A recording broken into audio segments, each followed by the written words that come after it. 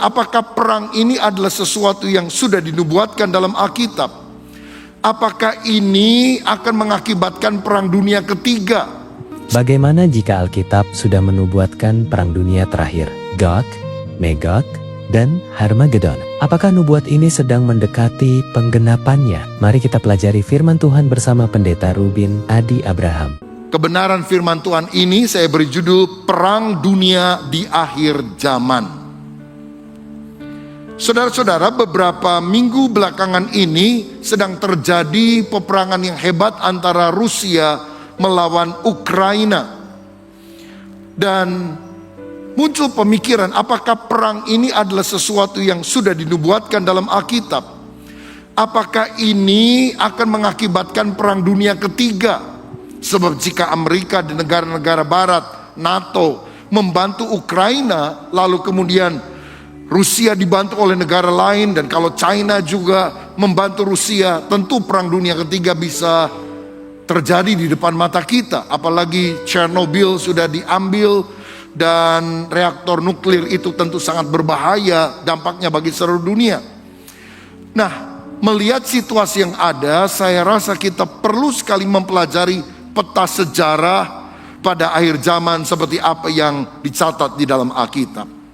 Dalam Matius 24, ketika murid-muridnya bertanya kepada Yesus, apakah tandanya kedatanganmu kembali?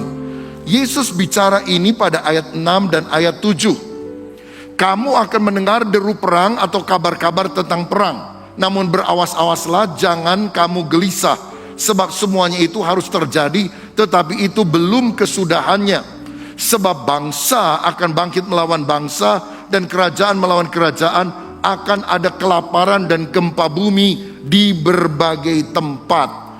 Jadi salah satu tanda zaman adalah peperangan yang sedang terjadi.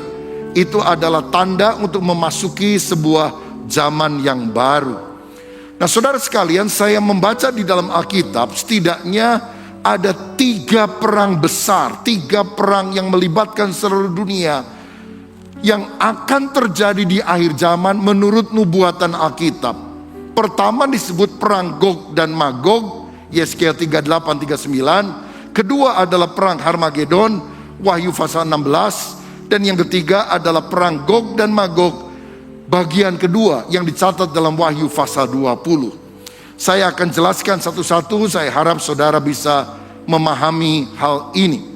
Yang pertama, perang yang dinubuatkan di dalam Alkitab terjadi pada akhir zaman adalah perang Gog dan Magog. Ayatnya dalam Yesaya 38 ayat 2-6 yang berkata demikian. Hai anak manusia, tujukanlah matamu kepada Gog di tanah Magog, yaitu Raja Agung negeri Mesek dan Tubal, dan bernubuatlah melawan dia. Dan katakanlah, beginilah firman Tuhan Allah. Lihat, aku akan menjadi lawanmu, hai Gog, Raja Agung negeri Mesek dan Tubal. Aku akan menarik engkau dengan mengenakan kelikir pada rahangmu, dan membawa engkau keluar beserta seluruh tentaramu, yaitu pasukan berkuda, semuanya berpakaian lengkap, suatu kumpulan orang banyak dengan perisai besar dan kecil, dan semuanya berpedang di tangannya. Ayat 5. Orang Persia, Ethiopia, dan Put menyertai mereka, dan semuanya dengan perisai dan ketopong. Orang Gomer dengan seluruh bala tentaranya, Bet Togarma dari utara sekali dengan seluruh bala tentaranya, banyak bangsa menyertai engkau. Selanjutnya Yeskiel 38 ayat 14 dan 15 berkata demikian. Sebab itu bernubuatlah hai anak manusia, dan katakanlah kepada Gog, beginilah firman Tuhan Allah, ketika umatku Israel sedang diam dengan aman tentram. Pada waktu itulah engkau akan bergerak dan datang dari tempatmu. Dari mana? Dari utara sekali. Jadi Tuhan bilang pada akhir zaman, Gog, seorang pribadi yang berasal dari tanah Magog, sebuah kerajaan terdiri dari bangsa-bangsa atau negara-negara. Dan Gog ini adalah Raja Agung negeri Mesek dan Tubal. Jadi dia adalah seorang pemimpin besar. Kata Raja Agung dalam bahasa Ibrani yang dipakai di ayat ini adalah ros. Dan kata itu seringkali dihubungkan dengan Rus atau Rusia. Nah saudara-saudara, jadi ada kerajaan yang berasal dari utara sekali. Kalau saudara tarik garis lurus Israel di sini, tarik ke utara, di atasnya itu ada Turki. Di atasnya lagi ada Rusia dan negara-negara bekas jajahan Uni Soviet yang ada. Nah pada akhir zaman ketika Israel sedang tinggal aman, tidak ada peperangan, Rusia atau Gog dan Magog ini beserta pasukan dari macam-macam negara yang tadi disebutkan akan bergerak dan akan mengepung Israel. Jadi kalau saudara tanya apakah perang Ukraina dan Rusia ini dinubuatkan dalam Alkitab, saya bilang begini, perang Gog Magog itu akan terjadi kalau Israel sudah ikut serta. Selama Israel belum ikut serta, itu belum akan menjadi perang Gog dan Magog atau perang dunia ketiga. Tapi kalau Israel sudah dibawa-bawa menurut Alkitab, itu tandanya. Nah tetapi apakah dari konflik Ukraina ini bisa menyeret Israel? Mungkin saja. Tapi kita lihat waktunya. Tapi yang jelas, jarum jamnya Tuhan bukan Ukraina. Jarum jamnya Tuhan adalah Israel. Israel harus diikut sertakan. Kalau nggak ikut, masih belum. Nah saudara-saudara, kalau kita lihat gambar di depan ini serbuan dari utara dan juga dari selatan. Karena Israel ada di tengah. Nah nama-nama tadi disebutkan, Gog Magog itu siapa sih? Kalau kita baca Kejadian 10 ayat 1-3 dikatakan inilah keturunan Sem, Ham dan Yafet, anak-anak Nuh. Setelah air bah itu lahirlah anak-anak lelaki bagi mereka. Keturunan Yafet ialah Gomer, Magog, Madai, Yawan, Tubal, Mesek dan Tiras. Keturunan Gomer ialah Askenas, Rifat dan Togarma. Saudara ingat ayat sebelumnya beberapa negara yang akan terlibat bersama dengan Gog Magog itu adalah Gomer, Tubal, Mesek, lalu Togarma, Bet Togarma. Nah ini negara-negara apa? Saudara, dari banyak penelitian, penafsiran, karena ini kan anak-anak Nuh yang sudah keluar dari Bahtera. Lalu kemudian Sem itu menjadi cikal bakal orang-orang di Israel dan sekitarnya. Lalu kemudian Ham diyakini menjadi cikal bakal orang-orang berkulit hitam Afrika. Lalu Yafet orang-orang berkulit putih kuning ke Rusia, Uni Soviet atau juga ke China. Nah jadi dari berbagai penelitian yang ada, kita lihat Gog kemungkinan itu mengarah pada Rusia. Karena dia berasal dari tempat yang paling utara sekali. Sedangkan Magog, Meseh, Tubal pada zaman itu adalah suku yang sekarang ini berada di negara-negara bekas Uni Soviet. Kazakhstan, Uzbekistan, Azerbaijan, Belarus, Georgia, termasuk Ukraina itu dulu adalah bekas jajahan Uni Soviet, saudara sekalian. Yang sekarang lepas-lepas. Itu yang disebut sebagai Magog. Jadi raja pemimpin Rusia yang berasal dari negara-negara jajahan Uni Soviet pada satu hari akan timbul niat jahat dalam hatinya untuk menyerang Israel yang sedang hidup dengan tenang, gak ikut-ikutan perang. Lalu dia akan melakukan kolaborasi dengan beberapa negara. Persia itu adalah Iran, Gomer dan Bet Togarma itu kemungkinan adalah Turki dan Syria. Lalu Put adalah Libya. Ethiopia meliputi daerah yang lebih luas karena Ethiopia waktu lalu itu sangat jaya. Ethiopia itu sendiri, Mesir dan Sudan. Nah saudara, biasanya orang itu perang jaraknya dekat ya. Misalnya China lawan Taiwan. Indonesia dulu pernah mau perang sama Malaysia, Rusia sama Ukraina. Begitu. Kalau jauh-jauh kita perang sama Inggris, apa urusannya gitu kan, kejauhan. Lah, lalu Israel ini kan jauh banget dari Rusia. Kenapa? Ada konflik-konflik yang menyertai sehingga negara-negara yang berdekatan dengan Israel itu nanti akan mengajak Rusia dari jauh akan menyerang Israel ini. Tetapi luar biasanya Alkitab itu, saudara, dalam Yeskiel 38 tadi ayat 13 menyebutkan setidaknya ada 3 daerah yang tidak akan ikut koalisi Rusia. Jadi Rusia dari utara bersama dengan raja-raja Ethiopia, Mesir, Sudan dari selatan akan menjepit Israel.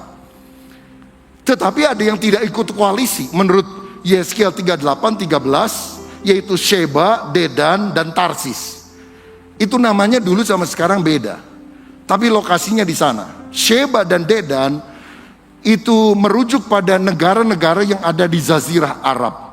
Arab Saudi, Uni Emirat Arab, ada Abu Dhabi, Dubai, Bahrain, dan beberapa negara sekitarnya tampaknya tidak akan menjadi koalisi Rusia ketika menyerang Israel. Juga Tarsis. Tarsis itu kelihatannya berada pada posisi negara Eropa sekarang seperti Inggris dan negara Eropa lain, banyak yang merupakan bagian daripada NATO. Dan mereka tentu tidak akan berkoalisi dengan Rusia karena mereka punya keterikatan dengan Amerika. Tetapi kalau menurut Yeskiel 38 dan 39, waktu diserang habis-habisan oleh kerajaan utara dan kerajaan selatan, NATO itu tetap seperti sekarang, no action talk only, saudara sekalian. Jadi Israel nggak akan dibantu oleh negara-negara ini. Ya cuma dijanjiin, cuma ngomong kami kasih ini itu. Tapi Israel akan terkepung ketika Rusia dan tentara sekutunya menyerbu. Dan pada waktu itulah Tuhan akan menyatakan kuasanya. Dia akan menolong orang Israel untuk mengalahkan pasukan multinasional yang dipimpin oleh Raja Agung Rus yang berasal dari tanah Magog dan sekutunya. Nah, apa hukuman yang Tuhan akan berikan?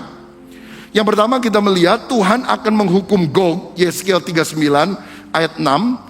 Aku akan mendatangkan api ke atas Magog dan ke atas orang-orang yang diam di tanah pesisir dengan aman tentram. Dan mereka akan mengetahui bahwa akulah Tuhan. Dalam sejarah Israel sering kali terjadi waktu bangsa yang lemah ini diserbu oleh musuh. Tuhan menghancurkan koalisi musuh-musuh yang ada dengan perbuatan tangan Allah yang ajaib, sehingga mereka saling membunuh satu dengan yang lain. Nah, dikatakan akan ada api yang turun membinasakan pasukan ini.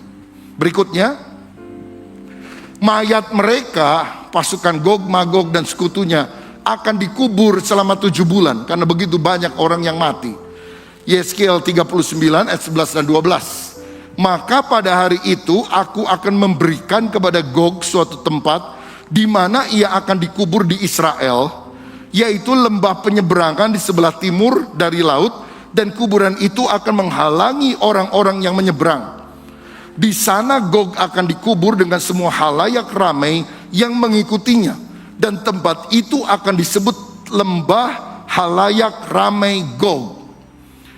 Ayat 12, kaum Israel akan mengubur mereka selama berapa? 7 bulan dengan maksud mentahirkan tanah itu.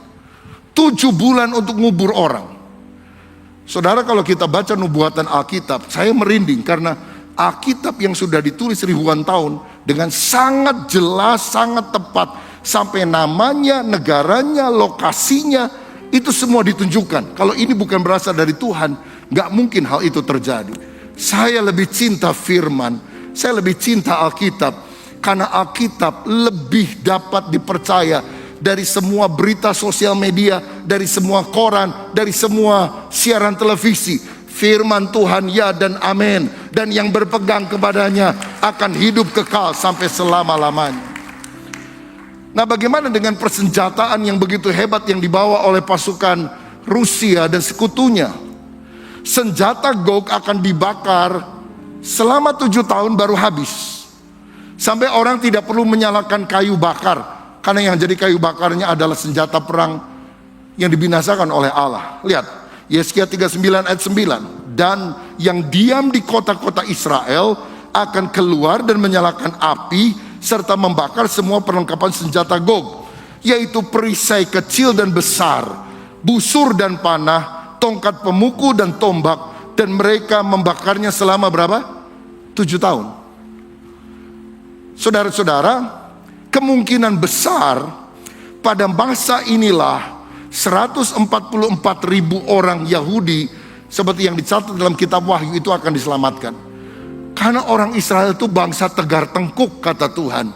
Ini bangsa hidung bengkok paling susah terima Yesus, saudara. Sampai sekarang persentase yang percaya Yesus kecil banget. Pada Yesus lahir di sana. Tetapi ketika orang gak bisa diajar, dihajar oleh Tuhan.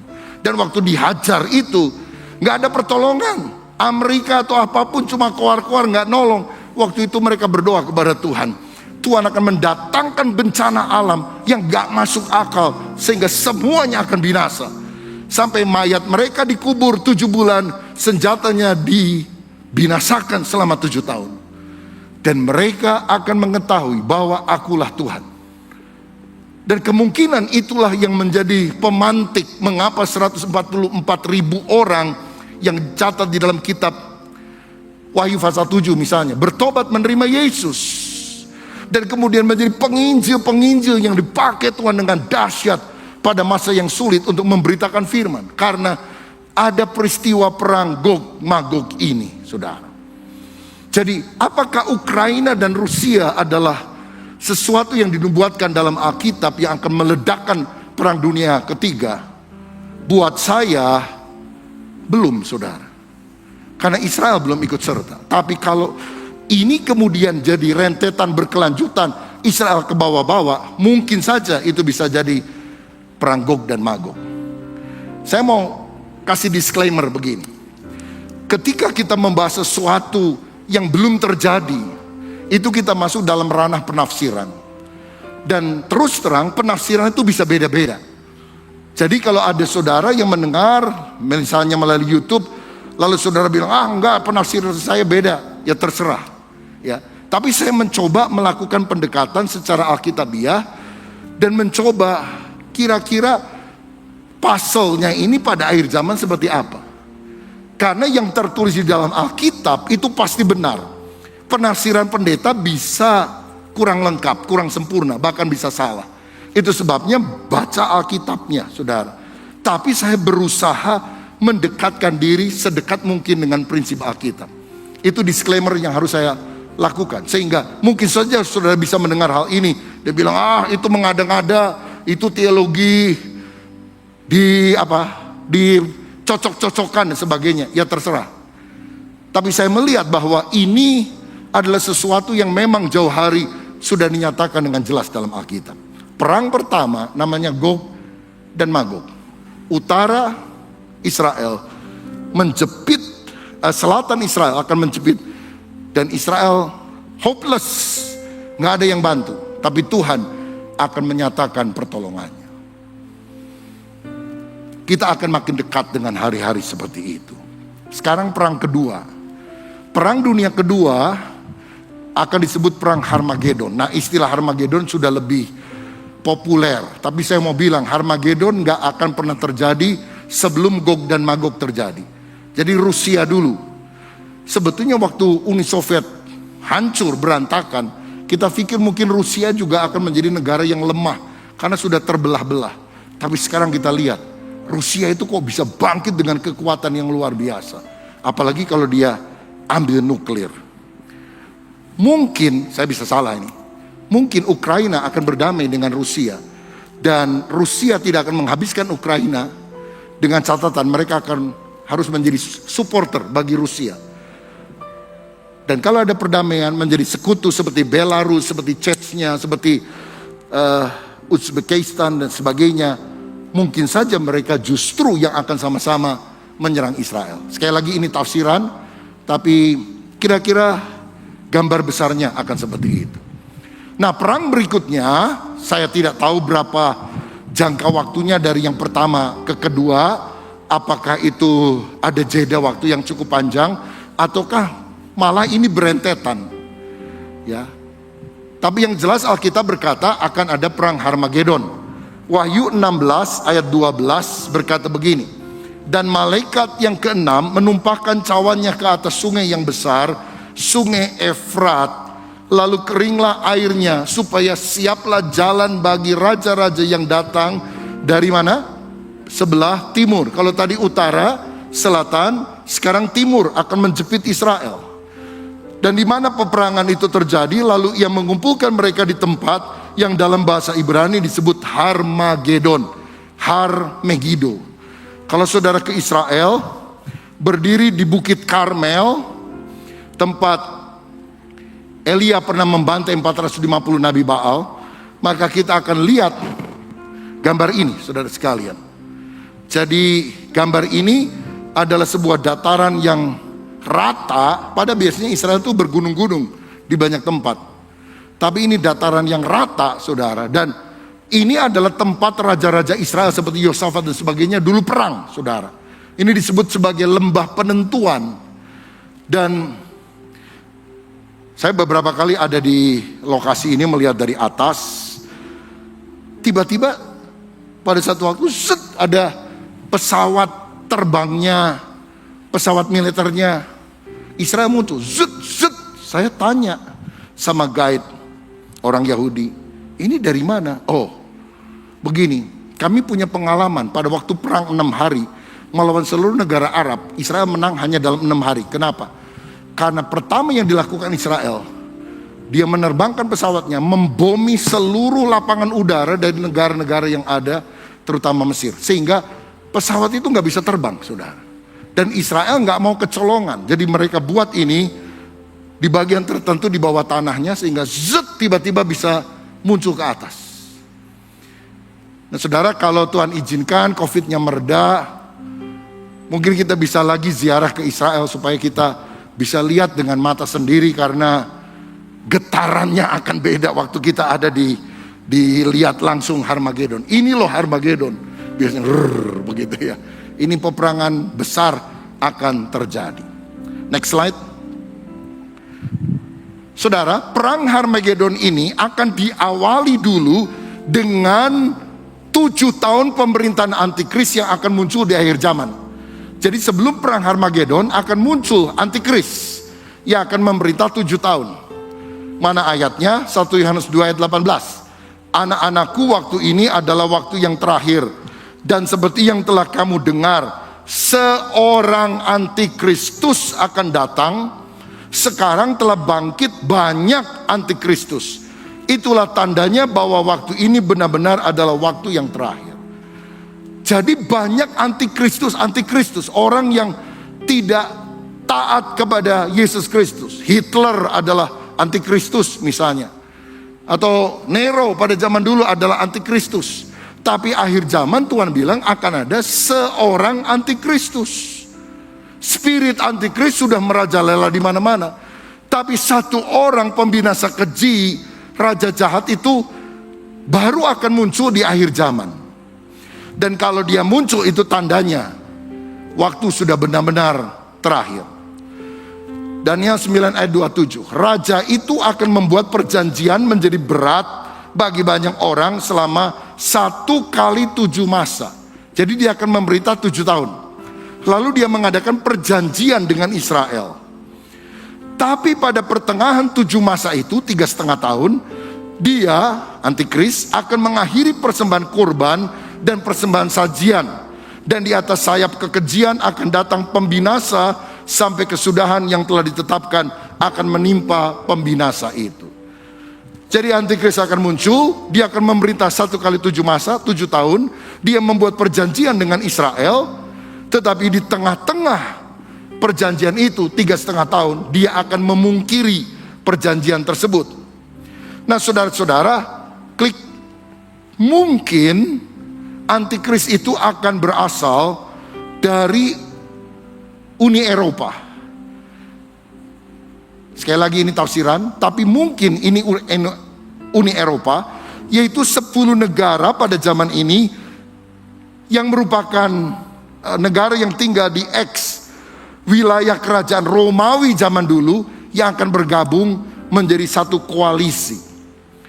Kalau saya baca dalam Daniel 2 ayat 32-33 ada nubuatan begini. Jadi Raja Nebukadnezar mimpi lihat patung besar sekali. Dikatakan adapun patung itu kepalanya dari emas tua, dadanya dari lengannya dari perak, perut dan pinggangnya dari tembaga, sedang pahanya dari besi dengan kakinya sebagian dari besi dan sebagian lagi dari tanah liat. Nah, saudara-saudara, patung yang dilihat dalam mimpi Nebukadnezar itu bicara tentang munculnya dan jatuhnya bangsa-bangsa besar di dunia. Kepala dari emas itu bicara tentang kerajaan Babel yang diperintah oleh Nebukadnezar. Itu akan jadi penguasa dunia. Itu adalah kerajaan Irak sekarang, Babel, Babilonia. Tapi kemudian negara ini, bangsa ini akan dikalahkan oleh sesuatu yang dilambangkan dada dan lengannya dari perak. Itu adalah kerajaan Persia, Iran sekarang. Lalu kemudian perut dan pinggangnya terbuat dari tembaga.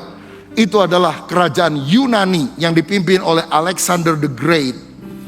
Lalu bagian pahanya terbuat dari besi. Itu kerajaan Roma yang sangat keras bagaikan besi untuk menistakan, menganiaya orang-orang Israel, termasuk orang-orang Kristen. Tapi yang terakhir masih sambungan pada besi itu, kakinya, ya pada bagian paha langsung nyambung pada kaki, itu terbuat dari campuran besi dan tanah liat. Besi nggak mungkin bisa gabung dengan tanah liat. Jadi ini persekutuan yang semu sebetulnya, nggak betul-betul solid. Dan 10 jari kaki, dan kaki itu kan 10 jarinya. Itu sebabnya mengapa seringkali dilambangkan akan ada 10 negara yang berkoalisi menjadi satu. Di mana di wilayah di mana Roma dulu pernah memerintah. Karena Roma itu jajahannya luas sekali pada zaman itu. Sekarang adalah negara-negara Eropa. 10 jari kaki dari patung yang dilihat Nebukadnezar. Wahyu 13 bicara tentang binatang yang keluar dari dalam laut dengan 10 tanduk. Sekali lagi muncul 10 jari kaki, 10 tanduk, bicara tentang 10 kerajaan yang akan bergabung. Dan dia akan berkoalisi satu dengan yang lain, menjepit Israel. Dari mana? Dari barat. Dari timur akan datang orang yang menjepit. Jadi yang pertama tadi Gog Magog, utara selatan, Harmagedon, barat dan timur. Senternya apa? Selalu Israel. Selama Israel nggak ikut serta, belum akan jadi perang dunia ketiga, saudara. Selama Israel sudah diikut sertakan, entah caranya gimana, kita harus tahu jarum jamnya Tuhan menuju kesudahannya sedang terus bergerak. Nah, antikris ini akan mendukung Israel untuk mendirikan kembali bait suci. Karena kelihatannya dominasi Amerika akan melemah, Rusia dihajar oleh tulah Tuhan, negara adidaya ini lemah, saudara. Maka kemudian muncullah orang, mungkin dari Uni Eropa, yang akan menjadi penguasa dunia, memberikan damai yang palsu. Dan dia mendukung Israel mendirikan kembali bait suci, yaitu bait suci yang ketiga. Mengapa saya katakan bait suci yang ketiga, walaupun itu bait suci yang sama yang dicatat dalam Alkitab? Begini. Bait Allah yang pertama itu didirikan oleh Salomo, anaknya Daud. Megah sekali. Tapi dihancurkan oleh Babilonia pada tahun 586 sebelum Masehi. Israel ditawan ke Babel 70 tahun. Tapi kemudian mereka balik kembali ke Yerusalem dan membangun bait Allah yang kedua. Sederhana, kecil. Ya, pada zaman Kores itu menjadi raja Persia. Ya, ada gelombang kepulangan orang-orang Yahudi dipimpin oleh Ezra, Zerubabel, Nehemia. Pada masa itu bait Allah dibangunkan kembali. Tapi kemudian ketika Herodes memerintah, dia perluas. Jauh lebih besar, saudara. Bahkan lebih besar dari apa yang pernah dibangun oleh Salomo. Tapi pada tahun 70 Masehi, Yesus disalib kira-kira tahun 33 Masehi. Ini 40 tahun berikutnya, tahun 70 Masehi. Roma masuk dan menghancurkan Yerusalem, menghancurkan bait Allah, dan tidak ada batu yang menumpuk di atas yang lain. karena ada rumor pada waktu itu orang Yahudi menyembunyikan emasnya di antara tumpukan batu. Itu sebabnya mengapa batu-batunya dihancurkan, saudara.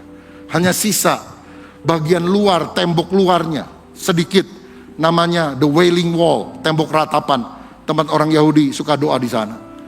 Nah, Yahudi terserak kemana-mana, diaspora, dan sampai pada akhir zaman 1948 Israel muncul kembali sebagai negara, masih sedikit penduduknya, tapi kemudian aliyah orang-orang Yahudi dari mancanegara kembali ke Israel. Dan saudara tahu, karena perang Ukraina ini, ribuan orang dari Ukraina, orang Yahudi, sekarang hari-hari ini sedang kembali ke Israel. Karena itu memang nubuatan dari Alkitab. Aku akan panggil umatku kembali, bukan dari Mesir, kata Alkitab. Ya, Yeremia menubuatkan itu. Satu kali akan muncul satu istilah, aku tidak memanggil anakku dari Mesir, tapi dari kerajaan utara.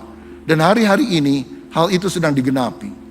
Jadi kalau banyak orang-orang Yahudi dari Ukraina dan sebagainya kembali, itu merupakan bagian daripada apa yang Alkitab nyatakan. Mereka harus aliyah kembali ke tanah, ke Holy Land, ke Promised Land, ke tanah Kanaan yang dijanjikan oleh Tuhan tersebut.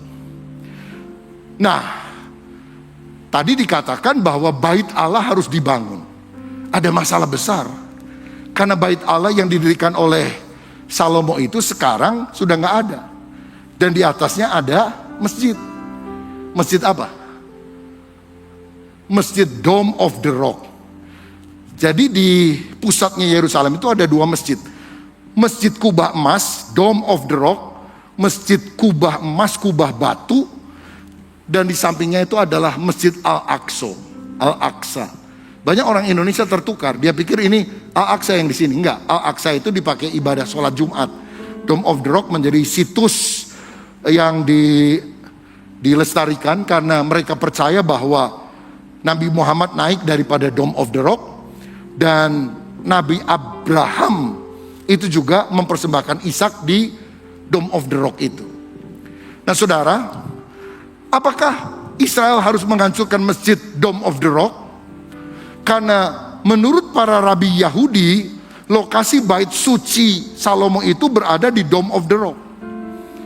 Jadi akan perang dunia ketiga, saudara, kalau masjid dihancurkan. Jadi bukan bangun gereja loh saudara ya, tapi bangun bait Allah. Karena kita orang Kristen gak ikut-ikutan bangun bait Allah, begitu.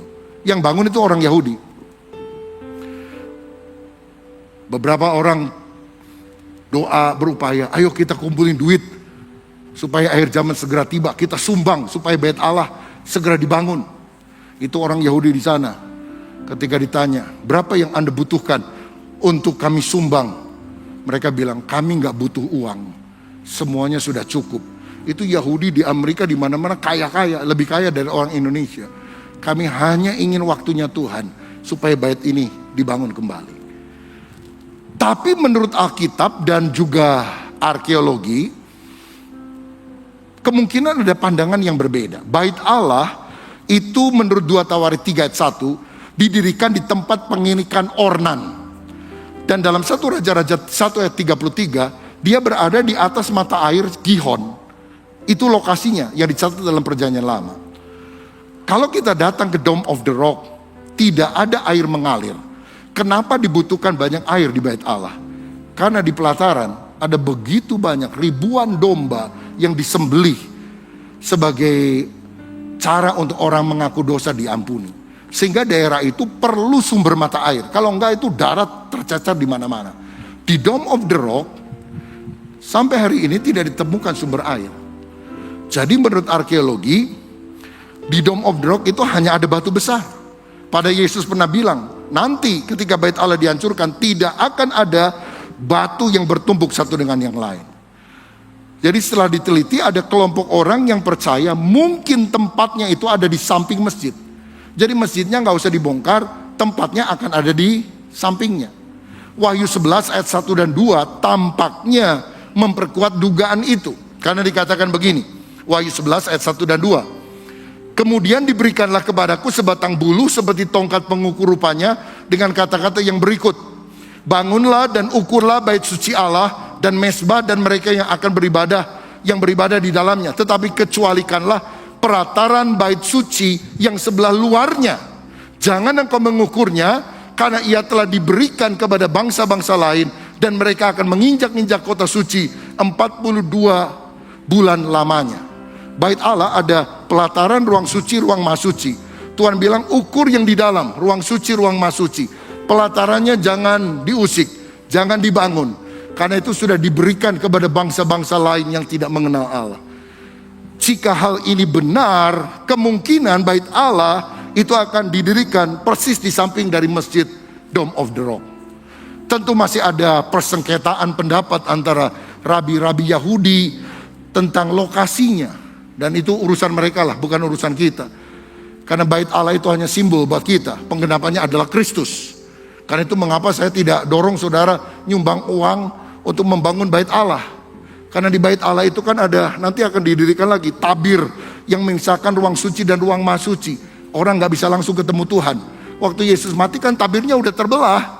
Kita gak usah lewat imam lagi, kita bisa langsung bersekutu dengan Allah di dalam nama Tuhan Yesus. Loh, kalau sudah dibuka jalan, masa kita bangun untuk tutup lagi? Itu urusan orang Yahudi, saudara sekalian. Nah, berikutnya, setelah bait suci didirikan, setelah 3,5 tahun perjanjian itu, Antikris akan mengingkari perjanjiannya. Antikris akan berusaha mewujudkan pemerintahan tunggal dunia. Bahkan dia minta disembah sebagai Allah dan akan menganiaya orang Israel. Siapa itu Antikris? Banyak spekulasi. Saya harus jawab, saya tidak tahu. Sebab terlalu banyak spekulasi dan semuanya salah. Tapi yang jelas, kalau dia muncul, dia mengadakan perjanjian dengan Israel, bait suci didirikan, lalu kemudian 3,5 tahun dia bilang stop, tidak boleh lagi mempersembahkan korban bakaran. Nah, itulah si Antikris. 2 Tesalonika 2 ayat 3 dan 4. Janganlah kamu memberi dirimu disesatkan orang dengan cara yang bagaimanapun juga, sebab sebelum hari itu haruslah datang dahulu murtad, dan harus dinyatakan dahulu manusia durhaka yang binasa. Jadi tanda akhir zaman, banyak orang percayakan murtad. Yang kedua, si Antikris harus muncul. Kita harus berjaga-jaga, saudara.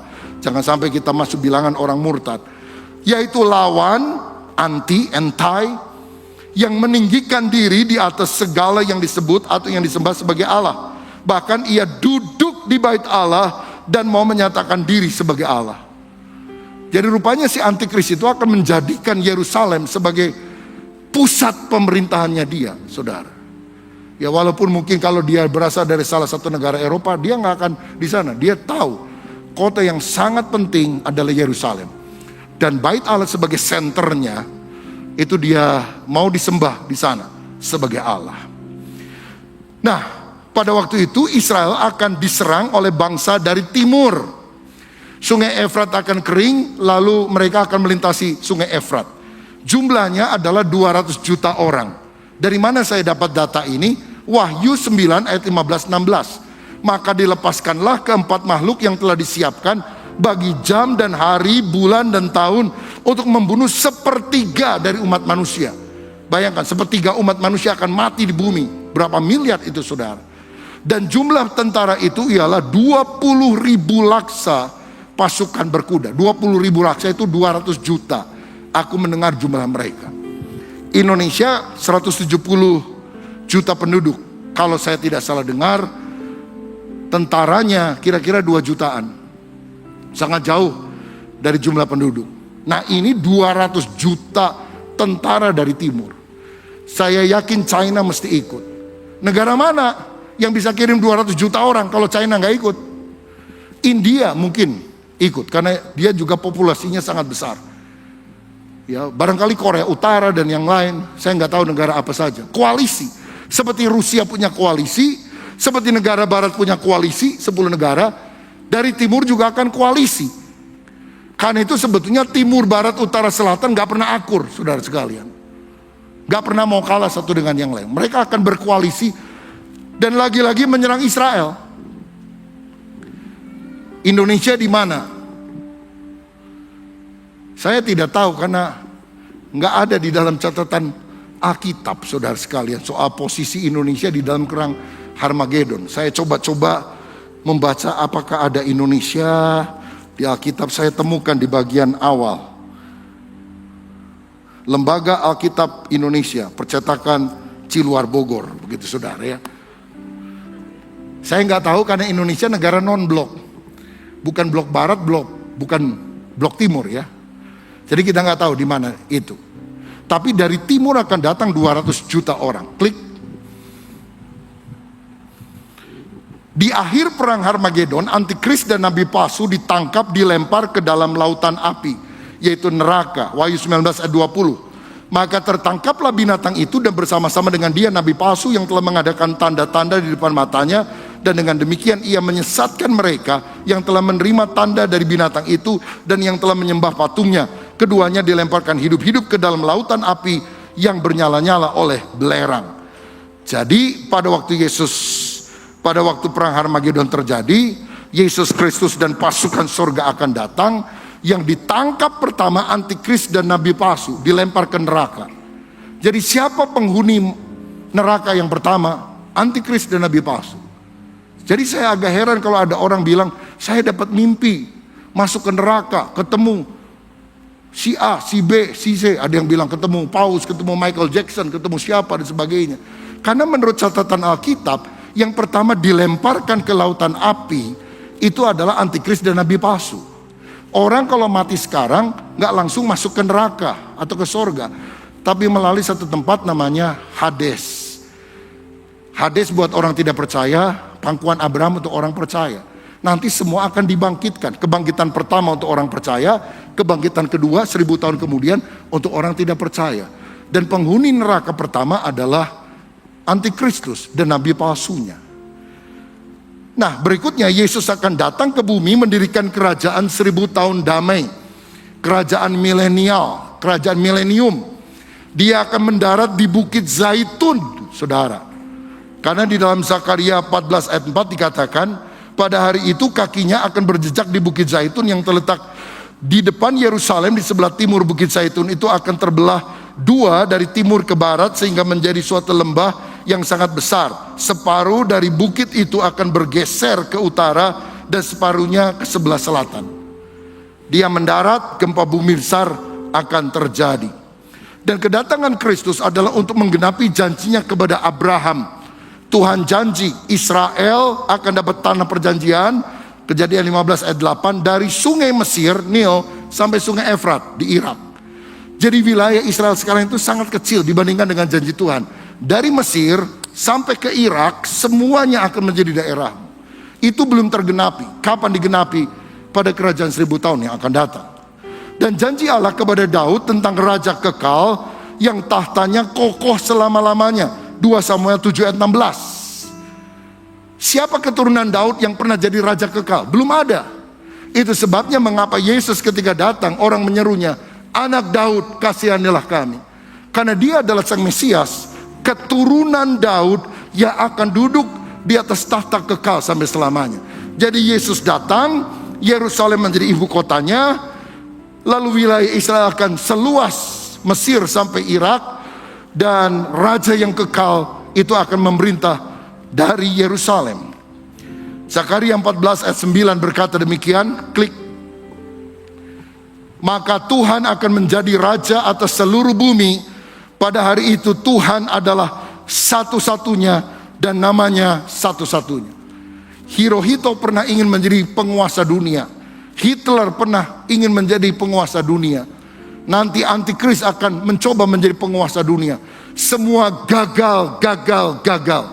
Hanya satu yang akan menjadi penguasa dunia. Namanya adalah Tuhan Yesus Kristus. Tidak akan ada yang bisa mengalahkan dia. Karena patung yang dilihat Nebukadnezar itu akan ditimpa oleh batu yang kecil mulanya, menggelinding tepat pada kakinya. Semua kerajaan dunia akan hancur. Kerajaan Allah akan berdiri selama-lamanya. Mulai dari kerajaan 1000 tahun di Yerusalem, dan kemudian akan merger, bergabung dengan kerajaan kekal selamanya. Nah, dalam masa 1000 tahun itu setan tidak bisa menggoda manusia, karena setan akan diikat 1000 tahun. Wahyu 20 ayat 2. Ia menangkap naga si ular tua itu, yaitu iblis dan Satan, dan ia mengikatnya 1000 tahun lamanya. Jadi dalam kerajaan 1000 tahun tidak sempat saya bicarakan ini karena ini sesi yang panjang. Ada orang-orang yang sudah pakai tubuh kemuliaan, tidak bisa berbuat dosa. Tapi ada orang-orang yang pakai tubuh biasa, saudara, yang masih bisa berbuat dosa. Jadi negara orang yang tidak menyembah antikris, tapi belum juga percaya kepada Yesus, dia bisa masuk kerajaan 1000 tahun. Jadi di kerajaan 1000 tahun masih ada kelahiran dari orang-orang yang diperintah. Masih ada dosa, saudara sekalian. Tapi nanti kalau kerajaan kekal, langit dan bumi baru sudah nggak ada dosa. Kerajaan 1000 tahun masih ada dosa. Nah, jadi setan ditangkap, dimasukkan di dalam jurang maut 1000 tahun, nggak bisa goda manusia. Dan perang dunia yang terakhir, klik, disebut perang Gog dan Magog jilid kedua, saudara. Karena namanya sama di dalam Alkitab. Di akhir kerajaan 1000 tahun, iblis akan dilepas dan menggoda manusia untuk berontak kepada Allah, tapi api Allah akan menghanguskan. Iblis akan dilemparkan ke dalam lautan api. Jadi setan itu masuk nerakanya belakangan. Antikris sama nabi palsu duluan. Beda 1000 tahun. Kenapa? Jongos, jalan duluan, bersihin, kira-kira seperti itu. Nanti bosnya belakangan. Iblis dilempar ke lautan api, lalu manusia berdosa akan dibangkitkan. Inilah kebangkitan kedua. Kebangkitan pertama sebelum kerajaan 1000 tahun. Orang percaya dibangkitkan mengenakan tubuh kemuliaan, memerintah bersama dengan Kristus. Tapi kemudian 1000 tahun setelah itu, orang tidak percaya akan dibangkitkan dalam kebangkitan kedua dan menghadap tahta pengadilan, tahta putih yang besar. Dan kemudian mereka akan dicampakkan ke dalam api neraka. Lihat ayatnya, klik. Wahyu 20 ayat 7 sampai 12. Dan setelah masa 1000 tahun berakhir, iblis akan dilepaskan dari penjaranya, dan ia akan pergi menyesatkan bangsa-bangsa pada keempat penjuru bumi, yaitu Gog dan Magog, dan mengumpulkan mereka untuk berperang, dan jumlah mereka sama dengan banyaknya pasir di laut. Maka naiklah mereka ke seluruh dataran bumi, lalu mengepung perkemahan tentara orang-orang kudus dan kota yang dikasihi itu.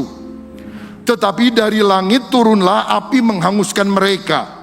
Dan iblis yang menyesatkan mereka dilemparkan ke dalam lautan api dan belerang, yaitu tempat binatang dan nabi palsu itu, dan mereka disiksa siang malam sampai selama-lamanya. Lalu aku melihat suatu tahta putih yang besar, dan dia yang duduk di atasnya, dari hadapannya lenyaplah bumi dan langit, dan tidak ditemukan lagi tempatnya.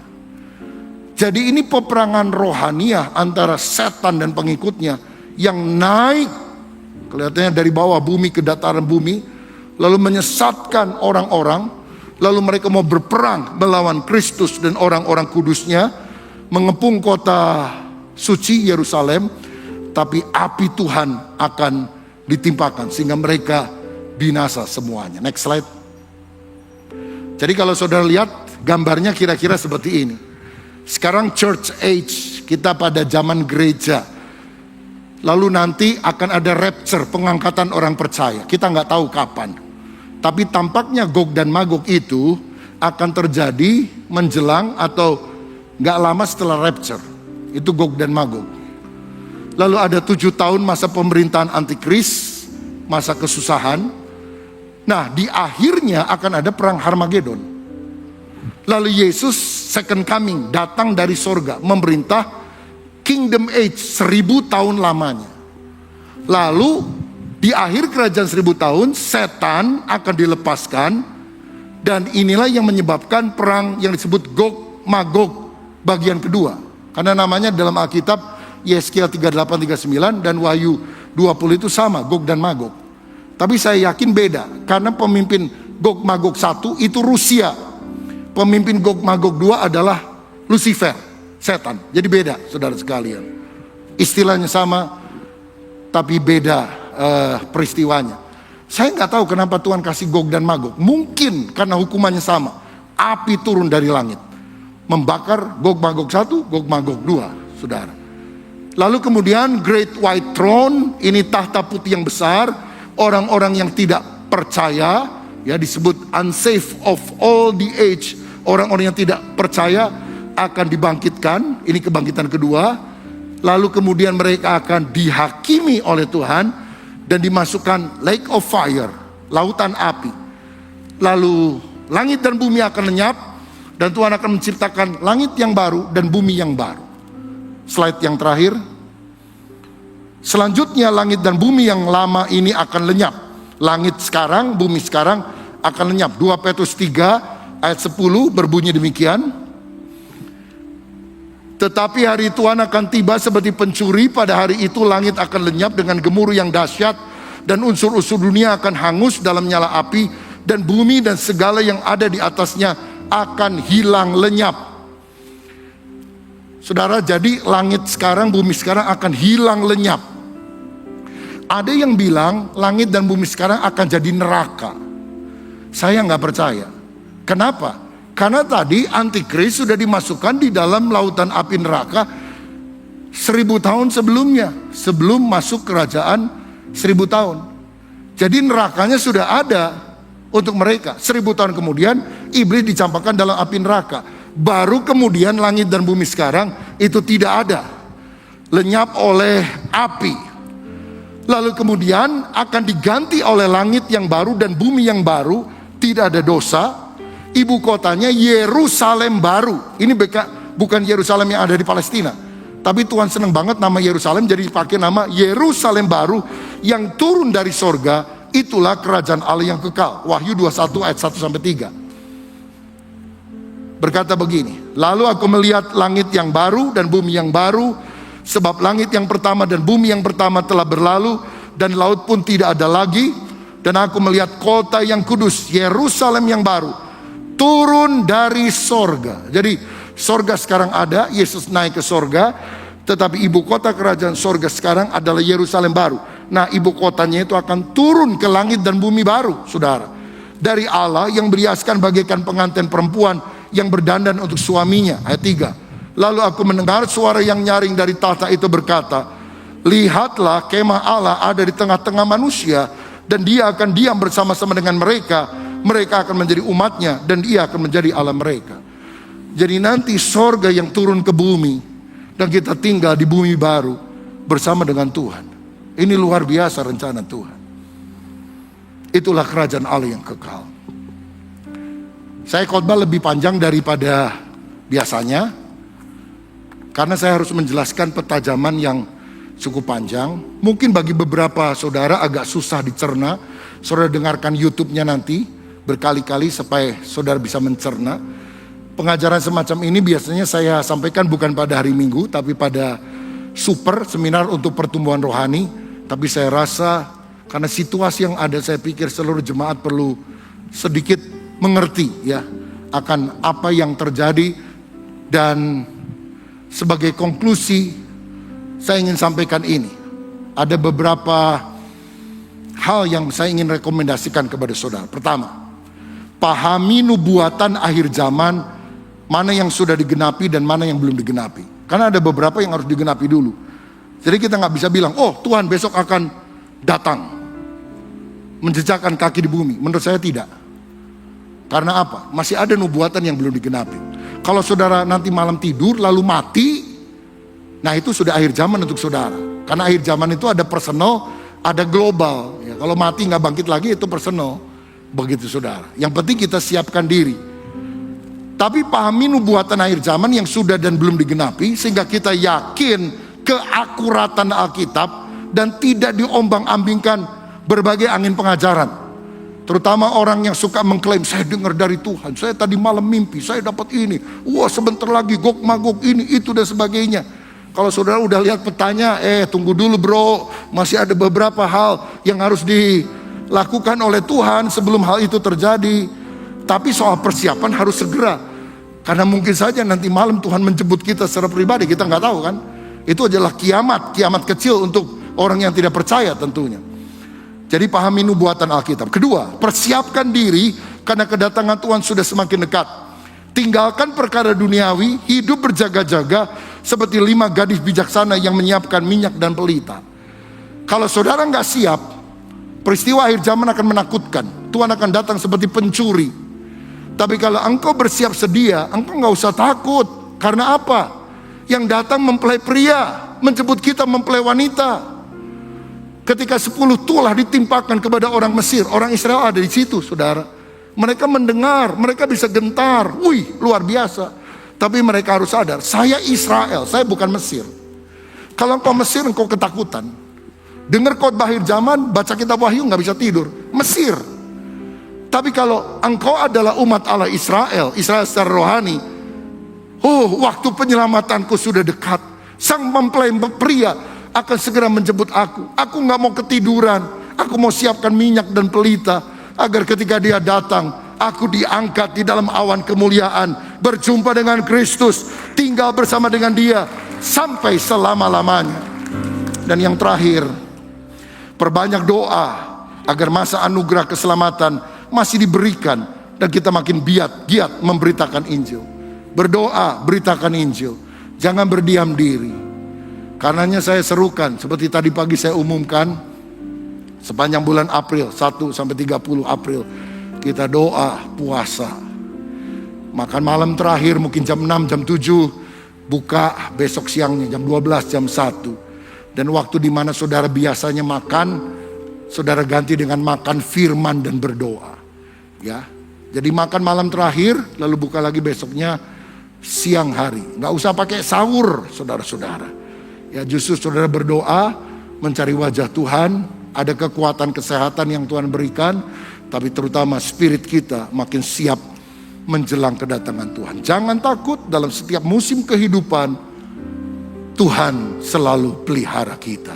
Immanuel, ya Tuhan, datanglah dengan segera. Terima kasih sudah menonton sampai akhir. Jika firman Tuhan ini memberkati saudara, subscribe channel ini dan bagikan video ini kepada keluarga dan teman-teman, supaya semakin banyak orang mendengar kebenaran firman Tuhan. Tuhan Yesus memberkati.